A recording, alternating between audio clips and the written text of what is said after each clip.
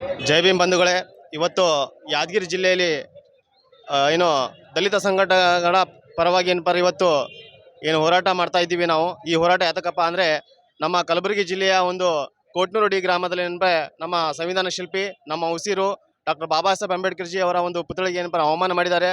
ಅದರ ಒಂದು ವಿರುದ್ಧವಾಗಿ ಏನಪ್ಪಾರೆ ಆ ಕಿಡಿಗೇಡಿಗಳನ್ನು ಏನಪ್ಪಾರೆ ತಕ್ಷಣವೇ ಬಂಧಿಸಬೇಕು. ಅವರು ಕಾನೂನಿನ ಮೂಲಕ ಡಾಕ್ಟರ್ ಬಾಬಾ ಸಾಹೇಬ್ ಅವರ ಏನು ಕಾನೂನು ಇದೆಯಲ್ಲ ಅದರ ಮೂಲಕ ಏನಪ್ಪಾರೆ ಅವರಿಗೆ ಕಠಿಣ ಶಿಕ್ಷೆ ಗುರುತಿಸಪಡಿಸಬೇಕು.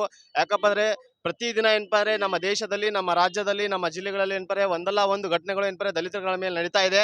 ಆದರೆ ದಲಿತರ ಅಂದರೆ ಏನಪ್ಪಾರೆ ತಾವು ಈ ದಲಿತರ ಅಂದರೆ ಹೆಜ್ಜೆ ಇಟ್ಟರೆ ಹುಲಿಗಳು, ಗರ್ಜಿಸಿದ್ರೆ ಸಿಂಹಗಳು, ಮಾತಾಡಿದ್ರೆ ಬಾಬಾ ಸಾಹೇಬ್ ಅಂಬೇಡ್ಕರ್ ಅವರ ಒಂದು ಟಾಪಿಕ್ ಮಾತಾಡ್ತೀವಿ. ಮತ್ತೇನಪ್ಪಾರೆ ಈ ಒಂದು ದೇಶದ ಉಸಿರಾಗಿರುವಂಥದ್ದು, ಈ ದೇಶದ ಒಂದು ಮೂಲ ನಿವಾಸಿಗಳಾಗಿರುವಂಥದ್ದು ನಾವು.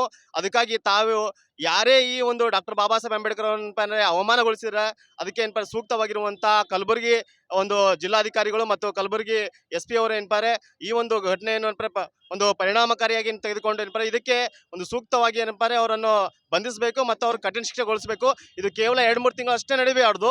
ಇದು ಏನಪ್ಪಾರೆ ಸಂಪೂರ್ಣವಾಗಿ ಇದಕ್ಕೆ ಫಾಲೋ ಅಪ್ ಮಾಡ್ತಾ ಏನಪ್ಪಾರೆ ಇದು ಸಂಪೂರ್ಣವಾಗಿ ಏನಪ್ಪಾರೆ ಅವರ ಒಂದು ಶಿಕ್ಷೆ ಆಗುವವರೆಗೂ ಬಿಡಬಾರ್ದು ಅಂತ ಮೂಲಕ ನಾನು ಈ ಅಂತರ ತಮ್ಮಲ್ಲಿ ಹೇಳೋಕೆ ಇಷ್ಟಪಡ್ತೀನಿ. ನನ್ನ ಹೆಸರು ಮೊಹಮ್ಮದ್ ಸಾದ್ ಡಾಲಾಯತ್, SVP ಜಿಲ್ಲಾಧ್ಯಕ್ಷ ಯಾದಗಿರಿ.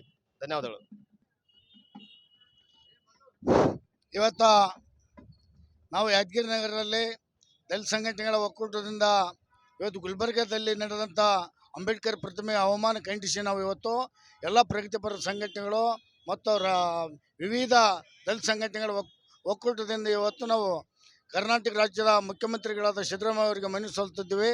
ಈ ಮನವಿ ಸಲ್ಲಿಸುವ ಉದ್ದೇಶ ಏನಂತಂದರೆ, ಗುಲ್ಬರ್ಗದಲ್ಲಿ ಏನು ಡಾಕ್ಟರ್ ಬಾಬಾ ಸಾಹೇಬ್ ಅಂಬೇಡ್ಕರ್ ಅವರ ಪುತ್ಥಳಿಗೆ ದಿನಾಂಕ ಅಂದರೆ ರಾಮ ಮಂದಿರ ಉದ್ಘಾಟನೆ ದಿನದಂದೇ ರಾತ್ರಿ ಇವತ್ತು ಮನುವಾದಿಗಳು ಬಾಬಾ ಸಾಹೇಬ್ ಅಂಬೇಡ್ಕರ್ ಅವರಿಗೆ ಅವಮಾನ ಮಾಡಿದ್ದನ್ನು ಖಂಡಿಸಿ ನಾವಿವತ್ತು ಸ್ನೇಹಿತರು ಹೇಳಿದಾಗೆ ಬರೀ ಬಂಧಿಸಿ ಬಿಡುಗಡೆ ಮಾಡೋದಾಗಲಿ, ಬಂಧಿಸಿ 2-3 ತಿಂಗಳು ಜೈಲಿನಾಗ ಇಟ್ಟಿಗೆ ಜಾಮೀನು ಮೇಲೆ ಬಿಡುಗಡೆ ಆಗಿ ಹೊರಗೆ ಬರೋದ್ರಲ್ಲಿದ್ದ ಮತ್ತು ಇಂಥ ಘಟನೆಗಳು ಹೆಚ್ಚಿಗೆ ಆಗ್ತವ.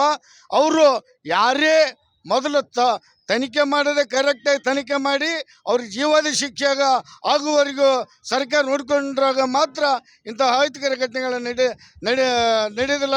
ಅದಕ್ಕೆ ಇವತ್ತು ನಾವು ಮಾನ್ಯ ಮುಖ್ಯಮಂತ್ರಿ ಸಿದ್ದರಾಮಯ್ಯ ಅವರಿಗೆ ಒತ್ತಾಯಪಡಿಸ್ತಿದ್ದೇವೆ, ಇದಕ್ಕೊಂದು ವಿಶೇಷ ಕಾನೂನು ಮಾಡಿ ಒಟ್ಟು ಅವ್ರಿಗೆ ಜಾಮೀನು ಆಗದಂತೆ ನೋಡ್ಕೊಂಡು ಹೋಗ್ಬೇಕಂತೇಳಿ ನಾವು ಇವತ್ತು ಕರ್ನಾಟಕ ಸರ್ಕಾರಕ್ಕೆ ನಾವು ಒತ್ತಾಯಪಡಿಸ್ತಿದ್ದೇವೆ ಬಂಧುಗಳೇ. ರಾಜ್ಯ ಸಂಘಟನಾ ಸಂಚಾಲಕರು DSS.